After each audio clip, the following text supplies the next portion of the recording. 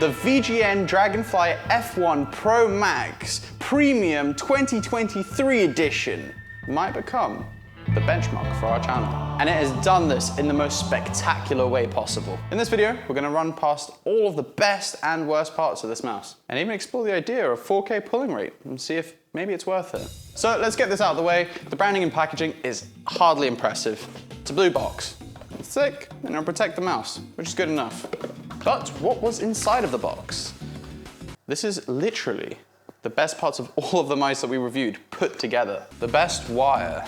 In fact, I'm pretty sure it's the same wire as the one found in the AJ199. A lot of people actually ask me why I care so much about the wire. That question brings me back to when I had a Nexus Rebel.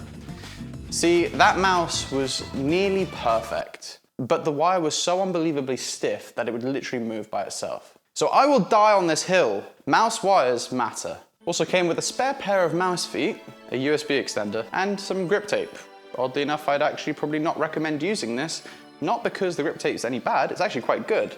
It's just that the mouse shape is just so unbelievably good by itself. It has the same type of curved design as the AJ199. The slight divots on the side of the mouse make it really good if you love playing on low sense and lift the mouse pad off the desk a lot, or you just love to have your mouse in the center of the mouse pad. It also has quite severe divots on mouse 1 and 2, forcing you to sort of hold it in a specific way, which I'd say doesn't really happen in an annoying way. It's still pretty comfortable, at least for me.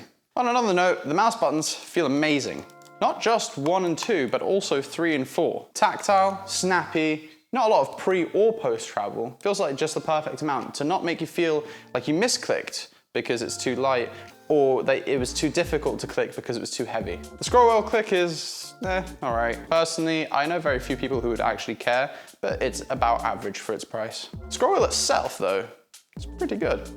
It's better for like CSGO and Apex players who would like to spam the scroll wheel for mad B-hop skills. But for precise and very distinctive feeling Excel players, this won't be very good for you. Overall, shape and feel is light years ahead of every single mouse that we felt at this price point. Oh yeah, just to mention, the mouse is 45 Great British pounds, and its tech specs are roughly the same as all other mice around its price range like the AJ199 and Dharma Shark.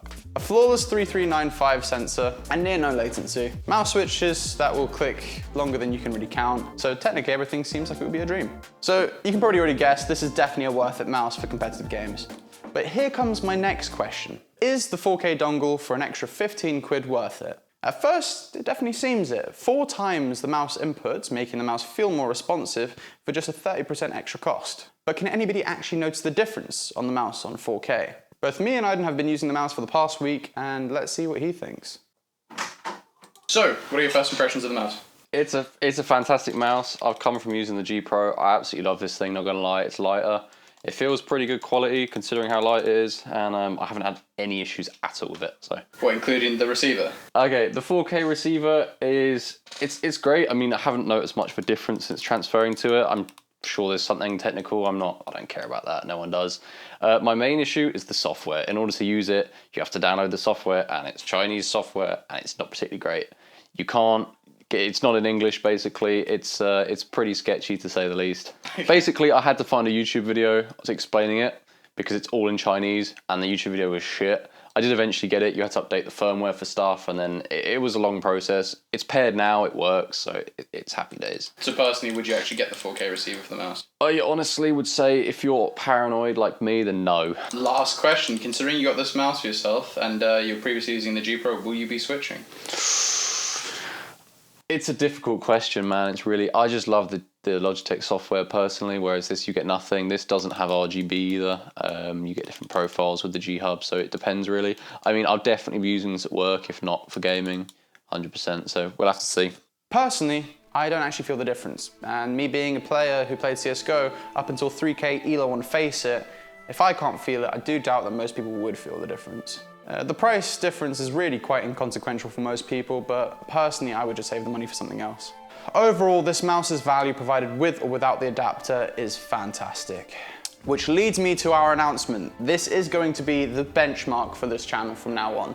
I found this mouse so good that I thought, you know, from now on we need to have sort of a bare minimum mouse, and this will definitely be it.